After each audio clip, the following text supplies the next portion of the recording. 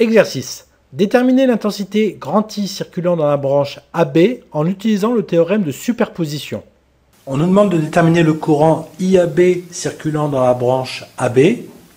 On utilise le théorème de superposition qui précise ici que IAB sera la superposition de deux états. Premier état, on éteint la source de tension E et on la remplace par un fil.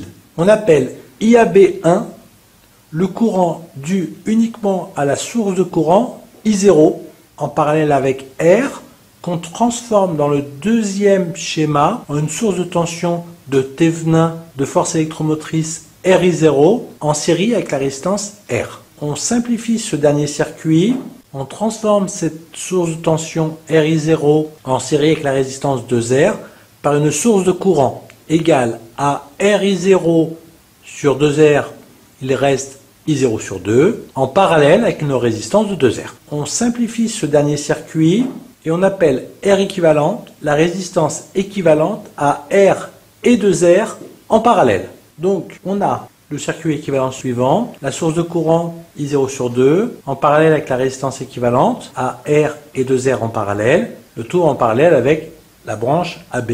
La loi du diviseur de courant donne IAB1 qui est égal à 1 sur R divisé par 1 sur R plus 1 sur R équivalent fois I0 sur 2. En multipliant numérateur et dénominateur par R équivalent fois R, on obtient R équivalent divisé par R plus R équivalent fois I0 sur 2. Avec 1 sur R équivalent qui est égal à 1 sur R plus 1 sur 2R, on obtient R équivalent qui est égal à 2R sur 3. Donc IAB1 est égal à 2R sur 3 divisé par 2R sur 3 plus grand R, le tout multiplié par I0 sur 2. Après simplification, on obtient que IAB1 est égal à I0 sur 5. On obtient le deuxième état en éteignant la source de courant I0, c'est-à-dire on la remplace par un interrupteur ouvert. On aura alors dans la branche AB le courant IAB2 qui est dû uniquement à la source de tension E. On a alors le circuit suivant. En remplaçant la source de tension de force électromotrice E en série avec la résistance R par un générateur équivalent de courant, on obtient alors le circuit suivant avec I qui est égal à E sur R. Et on appelle R équivalente la résistance équivalente à R et 2R en parallèle.